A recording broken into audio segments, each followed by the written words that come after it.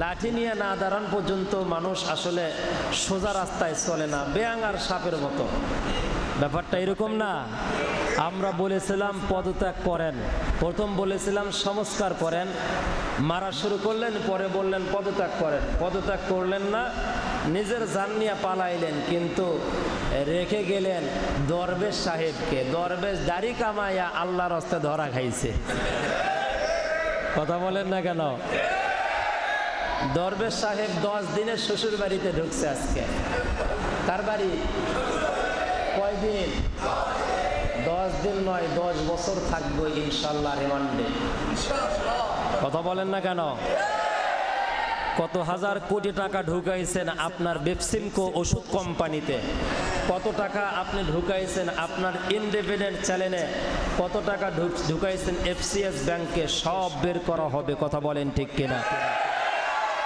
সম্মানিত ভাইয়েরা আমার, কাঁঠাল যারা সর্বশেষ গাছের কাঁঠাল যারা খাইছেন তাদের কাছে জানতে চাই, সর্বশেষ আর কোনো গাছে কাঁঠাল নাই কি? নাই, আর কোনো গাছে কাঁঠাল নাই, একটাই মাত্র কাঁঠাল আছে। ওই কাঁঠালটা আপনারা কিভাবে খাইছেন আমি জানি না, তবে আমার খাওয়ার যে সিস্টেম সেটা আমি আপনাদেরকে বলি।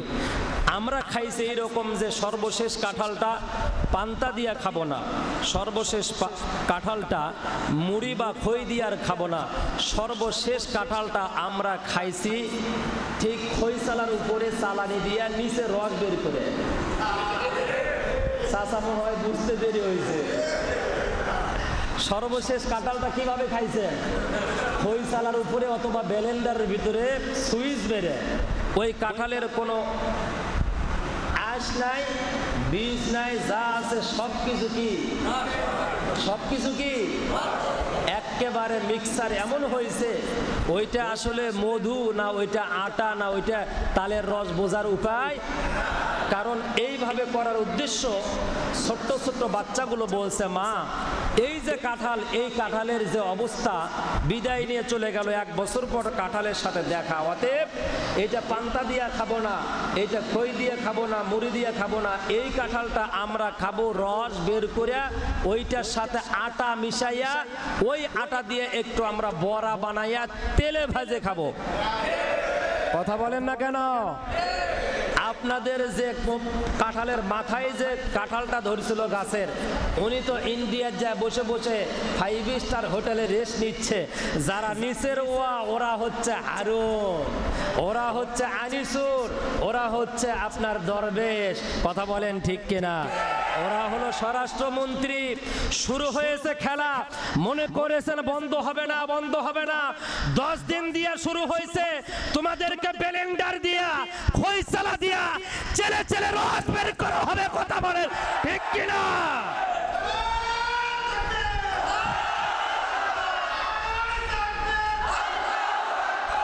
প্রয়োজন হলে, সম্মানিত ভাইয়েরা আমার, প্রয়োজন হলে আবার গোপালগঞ্জের কোন গোপালে যদি কথা বলতে চায়, গোপালগঞ্জের কোন স্বৈরাচারী কথা বলে, গোপালগঞ্জের দিকে 18 কোটি মুসলমান দলমত নির্বিশেষে গোপালগঞ্জকে স্বাধীন করা হবে। কথা বলেন ঠিক কিনা?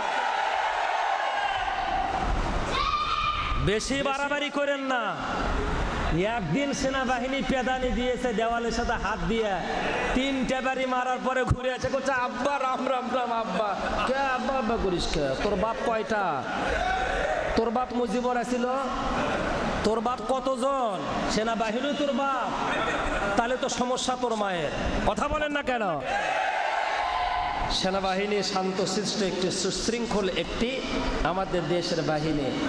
তোমরা গাড়ি পরাইয়া দিয়া মনে করেছো খুব শান্তিতে থাকবে। একদিনের পেদানি গোপালগঞ্জ ঠান্ডা। জেনার সাথে কথা বলেছেন আগস্টে নামো, আগস্টে নামার পরে কি করবা?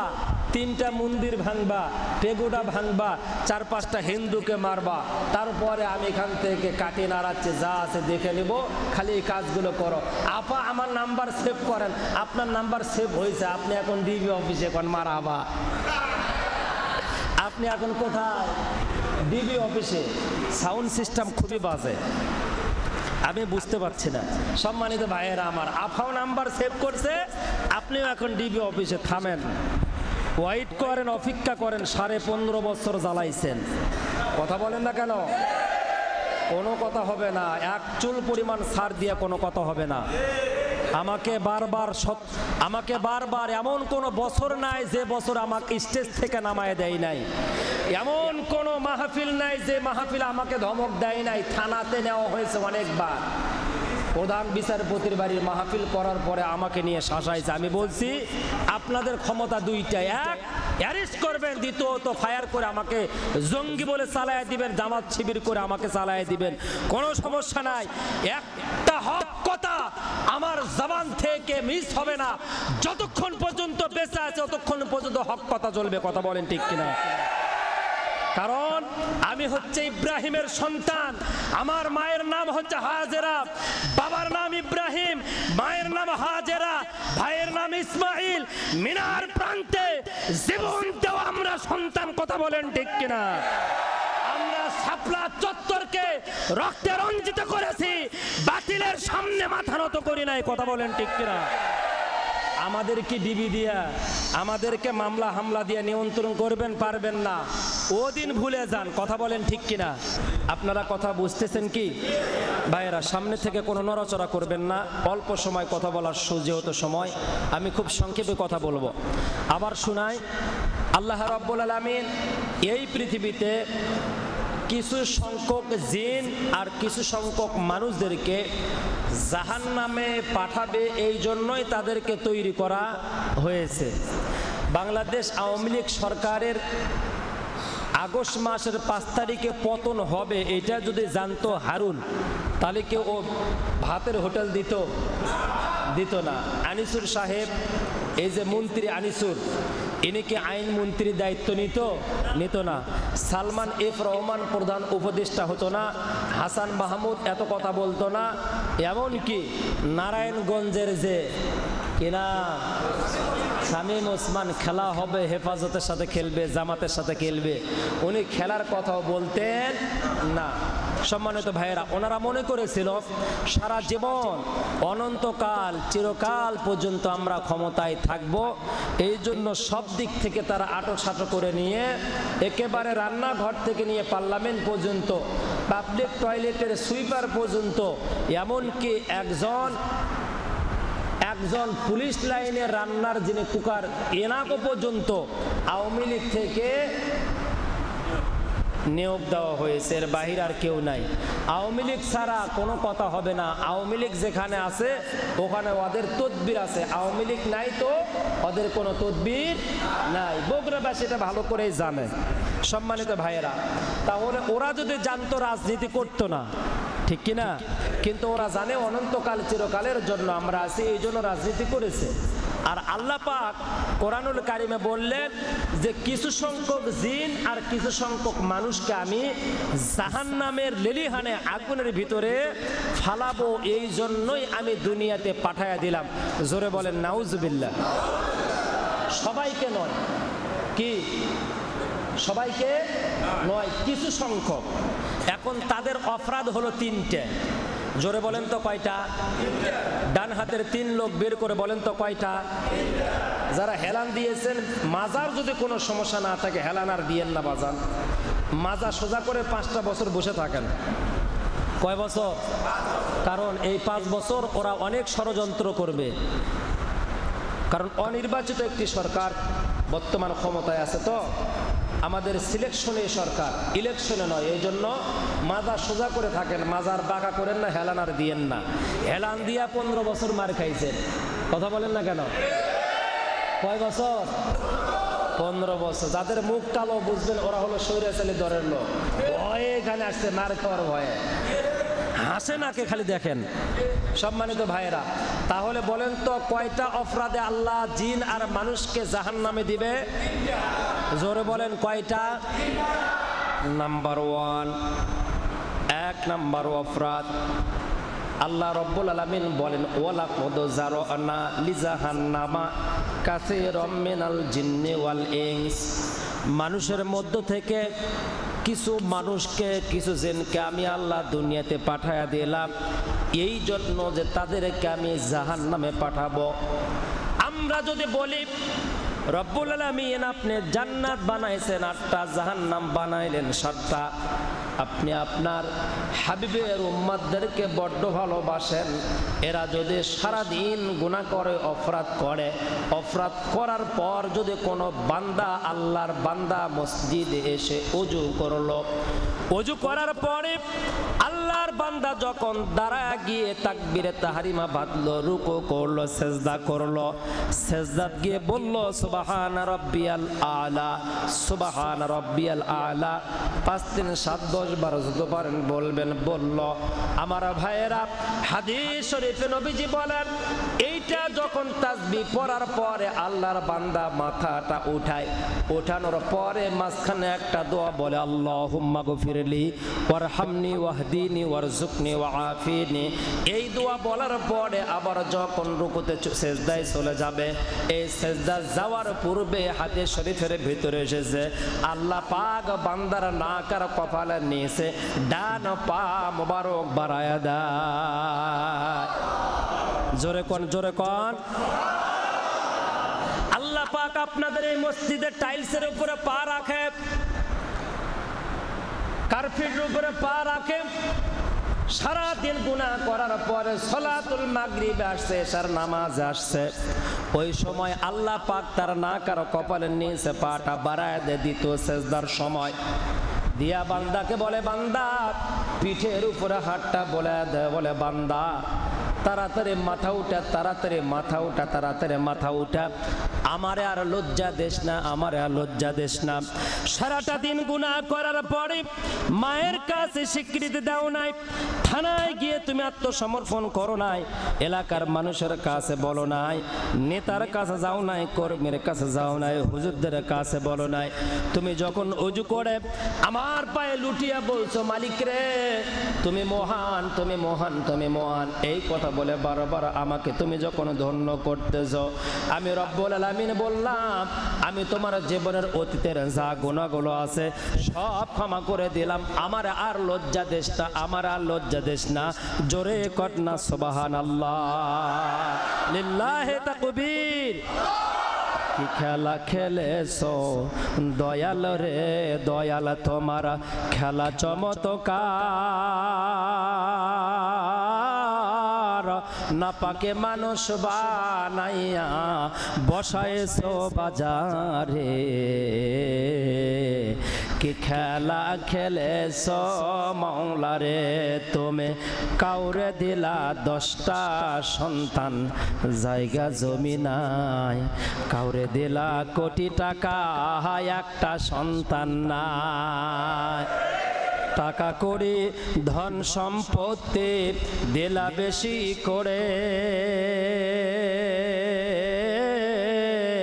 মরার পহরে জানাজা দিয়া, মরার পহরে জানাজা দিয়া কবরে নামাবে কে তারে রে। কি খেলা খেলেছো মাওলা রে তুমি, নির্দোষীরে রাখছিলা হাসিনা তোমার জেলখানায়, অপরাধ করিয়া ছাত্রলীগ ঘুরত সর্বদা। চাচা আপনি কথা বললেন না কে? সত্যি করে বলেন ঘটনাটা কি? নির্দোষীরে রাখছিলা ডিবি হারুন, তোমার ডিবির আয়না ঘরে তাই, অপরাধ করিয়া ছাত্রলীগ ঘুরত সর্বদাই। নদীর এপার ভাঙ্গে ওপার গড়ে, এই তো নদীর খেলা। 4 তারিখের প্রধানমন্ত্রী তুমি, 5 তারিখে খেতা বালুস নিয়া পালারে। কি খেলা খেলেছ মাওলা রে, লিল্লাহি তাকবীর।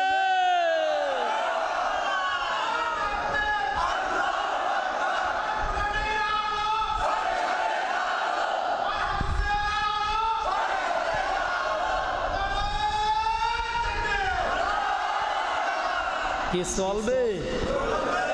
ও বাজার রাখো, মুরব্বী মানুষ তো হাতে একটু তালি দিছে, মজা পায়, কিছু বলে না শোনা, একটু আনন্দ মজা পাইছে। চাচা এ বোঝেন নাই, মানুষ এতই আনন্দিত। একজন সুইপার কেউ যদি জিজ্ঞাসা করেন 10 লাখ টাকা ব্যাংকে ঋণ আছে, তাকেও যদি জিজ্ঞাসা করেন, আমি অনেককে জিজ্ঞাসা করছি, অনেকে আলু কিনে রাখছে, আলুর দাম কমে গেছে, তারপরও বলতেছে হুজুর দেশ স্বাধীন হয়েছে, আলুর দাম কমে যাক। কথা কন ঠিক কিনা? যারাই মনে করেন যে খালি স্বৈরাচারী, ওরা ব্যতীত সুইপার, রিক্সা চালক, ভ্যান চালক, চাকরিজীবী, শ্রমিক, বেকার, ছাত্র, শিক্ষক, কি কন, পটলওয়ালা, বেগুনওয়ালা, আলুওয়ালা, সবাই খুশি। খালি খেলা হবে, পালাবো না। মির্জা ফখরুল ঠাকুর গায়ে একটু জায়গা দিবেন? হ্যাঁ দুলা ভাই আসেন, আসেন, জায়গা দিব, আসেন। কথা কন ঠিক কিনা? দুলা ভাই, দুলা ভাই, ওই আমার দুলা ভাই, জায়গা দিব, আসেন। কে? উনি পালাইতে পারে নাই, কোন আলহামদুলিল্লাহ। সোজা হবে। সেনাবাহিনী বলছে আমরা তাদেরকে মারি নাই, মারা কি করো, মারা ঠিক হবে না। আল্লাহ পাক যদি ফেরাউনকে কবরে দেওয়ার বা পুঁতিয়ে রাখার ব্যবস্থা করতেন, তাহলে সজীব পদে জয়ের মতো লোককে পাওয়া যেত না। অতএব ফেরাউনের লাশ আল্লাহ পাক অক্ষত রাখছে হাজার হাজার বছর ধরে। নতুন করে যারা ফেরাউন সজীব পদে জয়ের মতো, এদেরকে শিক্ষা দেওয়ার জন্য। কথা বলেন ঠিক কিনা? অতএব আওয়ামী লীগের যে স্বৈরাচারী নেতারা আছে, এদেরকে যে সেনাবাহিনীরা মারে নাই, সেনাবাহিনীদেরকে ধন্যবাদ জানাচ্ছি। এদেরকে কোনো ক্ষয়ক্ষতি করে নাই, সাধারণ মানুষের হাতে, ছাত্রদের হাতে উঠে দেয় নাই, ধন্যবাদ জানাচ্ছি। আদালতের মাধ্যমে আমরা যেমন নিরপরাধ, কাদের মোল্লা নিরপরাধ, সালাউদ্দিন কাদের নিরপরাধ, আসিফ স্যারের নিরপরাধ, ছাত্রদের দিনের পরে দিন, শফিকুল ইসলাম মাসুদ ভাই, দিলওয়ার ভাইয়ের 55-52 দিন রিমান্ড নিয়ে তোমরা হাতের নখ, পায়ের নখগুলো পুড়িয়ে ফেলেছো। মানে দিলওয়ার ভাইয়ের মা জেলখানার গেটে দাঁড়ায় বলেছিল, বাবা খবরদার বাতিলের সামনে মাথা নত করবি না, তোকে জন্ম দিয়েছিলাম, দিন প্রতিষ্ঠা না হওয়া পর্যন্ত তোকে যেন ওরা, তোদের মুখ থেকে যেন ওরা বাতিল পক্ষ কোন প্রকারের মাথা নত করার কোনো কথা যেন বের করতে না পারে। সম্মানিত ভাইয়ের আমার, ওদের বিচার দেখে দেখে আমরা রাতের আধারে গোপনে নামাজে আমরা কেঁদেছি। আল্লামা সাইদের জানাজায় যেতে পারি নাই। ঢাকায় গিয়ে আমার নাক এখনো ফোলা, আমার শরীর থেকেও রক্ত ঝরেছে, ব্লাড ঝরেছে। ঢাকা গাজীপুর পর্যন্ত পৌঁছাইতে দেওয়া হয় নাই। আল্লামা সাইদিকে যে ডাক্তার মেরেছিল মোস্তাফিজুর রহমান জামাল, মোস্তাফিজ জামাল, এই বদমাইশ, এই শয়তান কমিউনিস্ট করত, ছাত্রলীগ করত। ঢাকা ইউনিভার্সিটিতে মেডিকেল হাসপাতালের কি করে সে প্রদান হয়, অথচ তার চাইতে বড় দক্ষ ব্যক্তি ছিল সাইদি সাহেবকে চিকিৎসা দেওয়ার। কিন্তু তাদের দ্বারা চিকিৎসা না দিয়ে ইনার দ্বারা চিকিৎসা দেওয়া হয়েছে। এই জন্য, কারণ ইন্ডিয়াকে খুশি করার জন্য আল্লামা সাইদিকে তাড়াতাড়ি দুনিয়া থেকে বিদায় করে দেওয়ার একটা সূক্ষ্ম পরিকল্পনা। কথা বলেন ঠিক কিনা? আল্লামা সাইদি বলেছিল, বাতিলেরা সকল রাস্তা বন্ধ করে, কিন্তু একটা রাস্তা তাদের খোলা থাকে, যে রাস্তা দিয়ে তাদের পতন হবে। কথা বলেন ঠিক কিনা? শুধু মাথা ঝুঁকাবেন না, কথা বলবেন।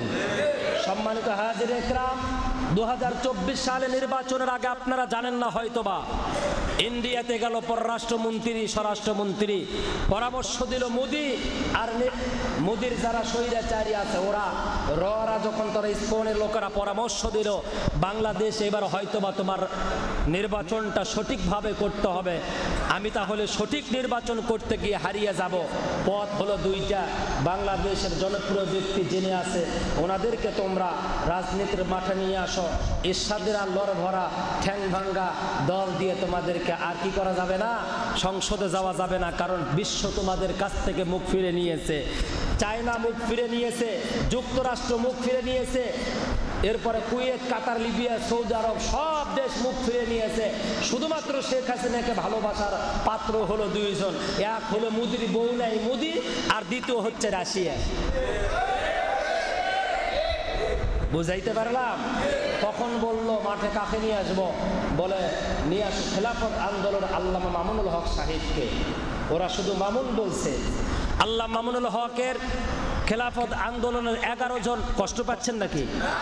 এই ইতিহাস আপনারা জানেন না, ইতিহাস জানার দরকার। আউয়াল মনোযোগ দিয়ে শোনো তুমি। সম্মানিত ভাইয়ের আমার, 11 জন আল্লামা মামুনুল হকের খেলাফত আন্দোলনের 11 জন ব্যক্তিকে নেওয়া হলো স্বরাষ্ট্র মন্ত্রণালয়। তারা বললেন ভাই 6 স্তর বিশিষ্ট নিরাপত্তা, ইন্ডিয়ার এজেন্ট রকে আমরা নিজ চোখে দেখেছি। বগুড়াতেও একজন ভাই আছে, তিনি আমাকে বললেন যে ভাই আমি নিজ চোখে ইন্ডিয়ার রকে দেখেছি, স্বরাষ্ট্র মন্ত্রণালয় আসাদুজ্জামান কামাল সাহেবের অফিসে। এরপরে 11 জন যাওয়ার পরে 11 জনের ভিতর থেকে 5 জনকে আমাদেরকে সিলেক্টেড করলো। করার পরে ওনার টেবিলের সামনে বসানো হলো। আমাদের কিভাবে তাক করে আছে লিভার বাল মনে হয় কখন মারে অবস্থা। আর যদি জায়গায় মারে আমাদের পরিবার জানবে না কোথায় আমাদেরকে মারছে। আগেই টেলিফোন সব আমাদের কাছ থেকে ওরা কেড়ে নিয়েছে। 2-3টা জায়গা আমাদেরকে বসার কথা বলছে, কিন্তু আমাদের আত্মীয় স্বজন ওই 2-3 জায়গায় খুঁজে পাবেন না। এমন একটা জায়গায় নিয়ে আসছে যে জায়গায় আমরা আমাদের একটা গাড়ির ভিতরে নিয়ে আসছে, পরবর্তীতে রাস্তায় ছেড়ে দিলে মনে হয় রাস্তাও খুঁজে পাবো না, এমন একটি জায়গায় নিয়েছিল। এই 5 জনকে বলেছে আপনারা নির্বাচনে আসেন। তারা তাদের শরীর থরথর করে কাঁপতেছিল। তারা বলল আমরা নির্বাচনে যাব কিভাবে? আমাদের মহাসচিব জেলখানায়, মহাসচিব ছাড়া কি জেলখানায় যাওয়া যায়? বলে না, আসতেই হবে, না আসলে নির্বাচন একটা প্রশ্নবিদ্ধ হয়। বিগত নির্বাচন প্রশ্নবিদ্ধ, পৃথিবীর সকল দেশ আমাদের কাছ থেকে মুখ ফিরিয়ে নিয়েছে। কথা কন ঠিক কিনা?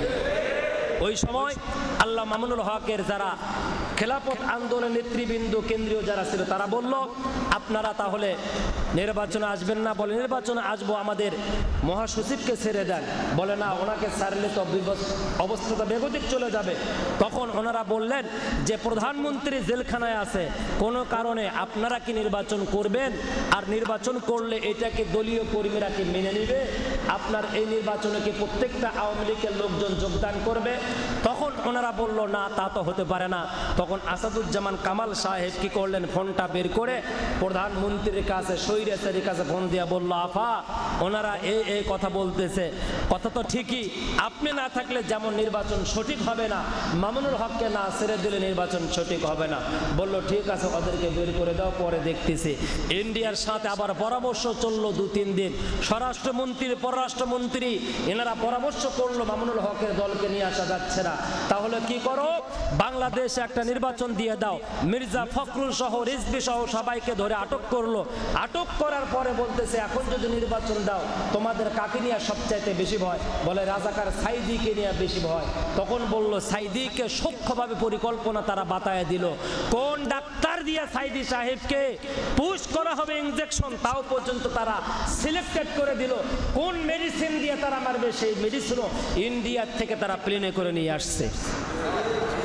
আমার ভাইয়েরা, আমার বন্ধুগণ, গভীর ষড়যন্ত্র করে আল্লামা সাইদি সাহেবকে 10টা থেকে 11টার মধ্যে ঢাকা কেরানীগঞ্জ কারাগার থেকে আল্লামা সাইদিকে যখন বের করে গোপন সূত্রে তার পরিবারের কাছে ফোন করে বলেছে আল্লামা সাইদিকে বের করা হয়েছে হাসপাতাল মানে কারাগার থেকে, কোথায় নিয়েছে তা বলা যাবে না।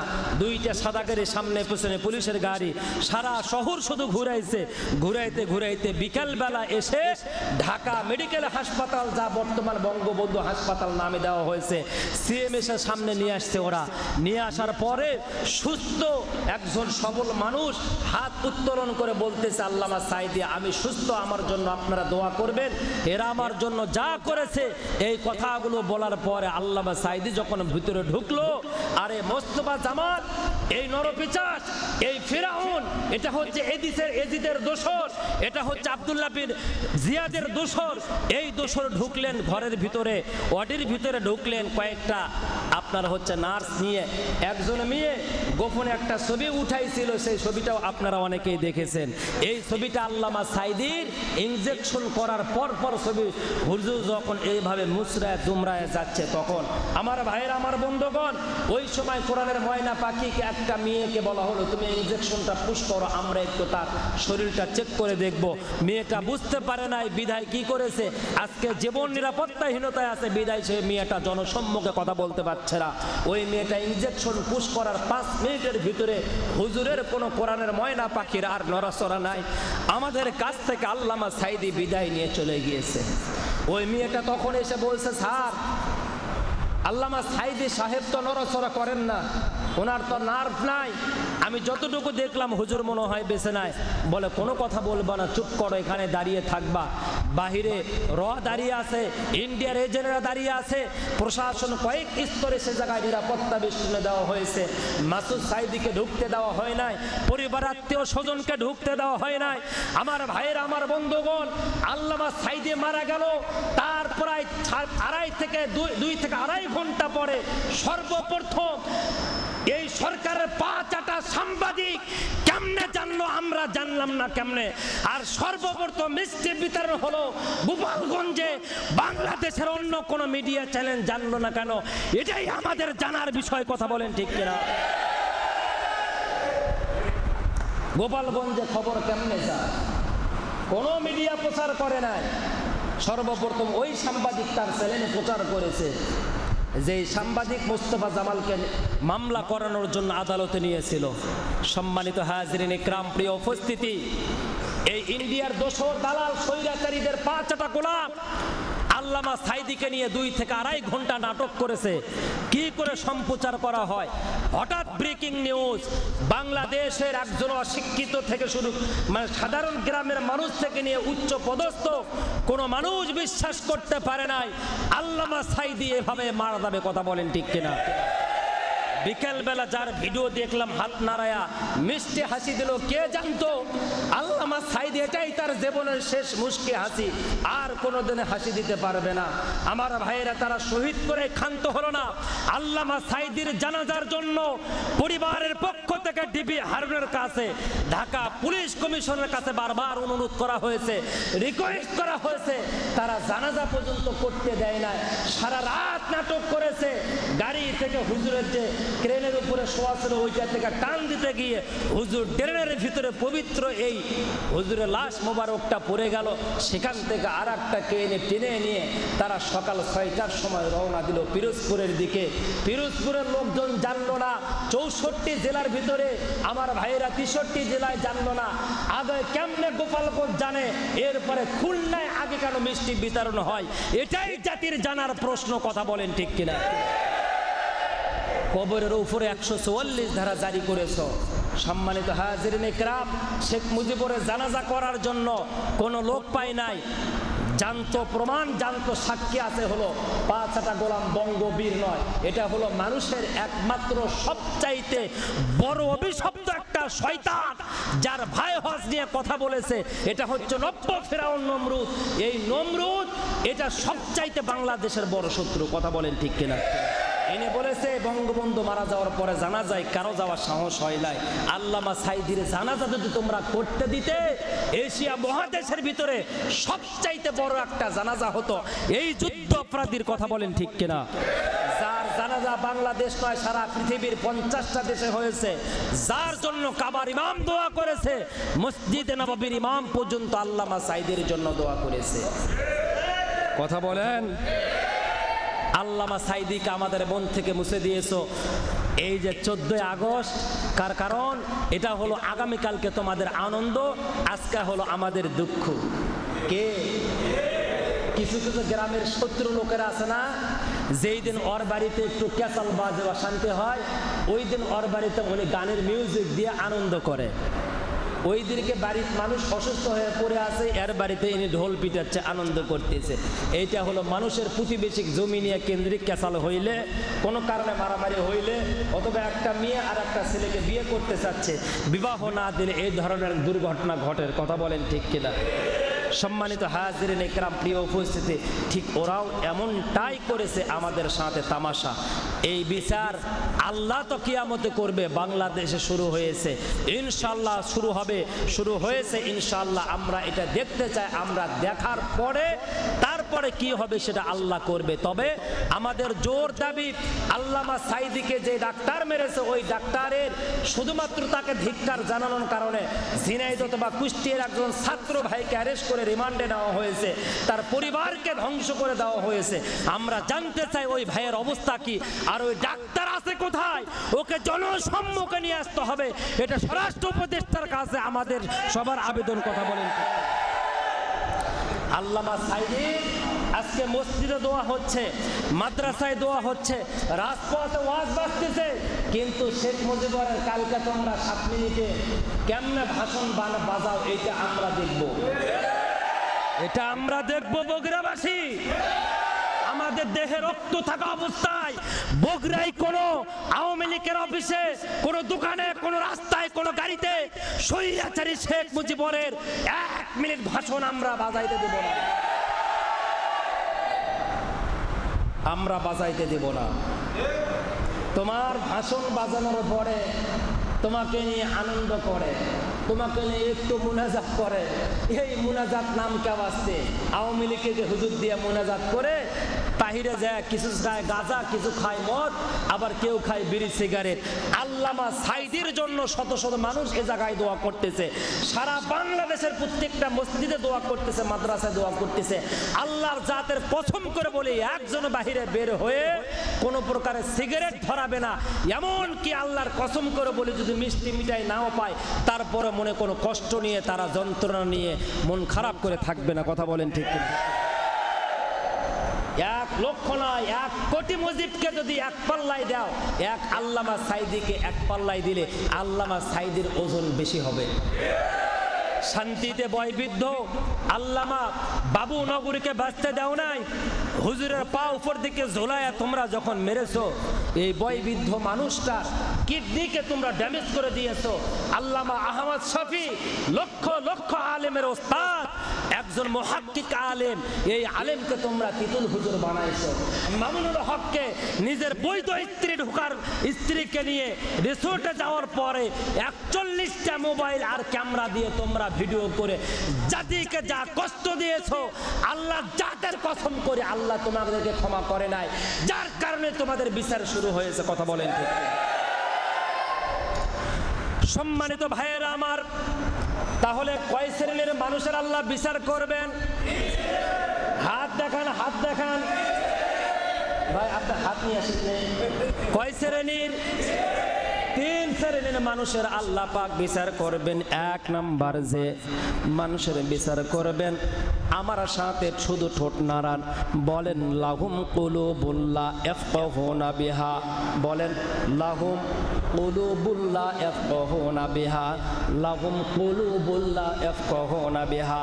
ও শেরপুরবাসী, এ জায়গায় যাদের কালব আছে, অন্তর আছে, এই মানুষগুলো আল্লাহ পাক হাসর ময়দানে টেনে টেনে আল্লাহ পাক ফেরেশতাদের মাধ্যমে ধরে ধরে আল্লাহর জাহান্নামের ভিতরে ঢোকায় দিবে। জোরে কর নাউজুবিল্লাহ। কালব ছাড়া, বিবেক ছাড়া, হার্ট ছাড়া কোনো মানুষ এ জায়গায় আছে? কথা বলেন না? হ্যাঁ, বিবেক ছাড়া মানুষ আছে, প্রজ্ঞা বুদ্ধি ছাড়া মানুষ আছে, সেটা হলো পাগল। ওরা কি? আর পাগলের আল্লাহ কি বিচার করবে? যারা পাগল তাদের আর কি বিচার আল্লাহ করবেন? কারণ ওদের তো গুনাহই নাই, ঠিক কিনা? ওদের আল্লাহ কোনো বিচার করবেন না। বিচার করবেন কার? যাদের দিয়েছেন হার্ট। জোরে বলেন, কি দিয়েছেন? হার্ট দিয়েছেন, বিবেক দিয়েছেন, মেধা দিয়েছেন, প্রজ্ঞা দিয়েছেন। এদের বিচার কেন আল্লাহ করবেন? কারণ এই দুনিয়াতে, চাচা attention please, look at me, এদিকে তাকান, কোনো নড়াচড়া নয়, অল্প সময় কথা বলবো, কষ্ট হচ্ছে? এদের আল্লাহ কেন বিচার করবেন? আগে দুনিয়াটা নেন, তারপর আখিরাত। সম্মানিত ভাইয়েরা, এই যে স্বৈরাচারী যখন নির্বাচন হয়েছিল বিগত সময়, এই নির্বাচনের সময় নেতাদের পেছনে খালি কর্মী ঘুরঘুর করে ঘোরে। কারণ ওই কয়েকদিন, দিন গেলে 500, রাত গেলে 1000, ঠিক কিনা? নেতাদের পাশে ঘোরে। যে বাড়িতে ঢুকেছে ওই বাড়িতে 5 জন মানুষ আছে ভোটার, তো 5 জন মানুষ আছে, কিন্তু ভোটার হলো 4টে। 5টা ঘরের ভিতরে প্রথম 1, 2, 3, 4টা ঘরে ভোট চাওয়ার পরে সর্বশেষ যে ঘরে আসছে, ওই ঘরে আসার পূর্বেই বলতেছে যে ভাই এই ঘরে যাওয়ার দরকার নাই। বলে কে? তোমরা না বললে তোমাদের 5 ভাই, তো বলতে 5 ভাই হলে হবে, আমরা 5 বোন ভাই, আমরা 5 জন ভালো, কিন্তু আমার যে ভাই এই ঘরে আছে ও আসলে একজন প্রতিবন্ধী।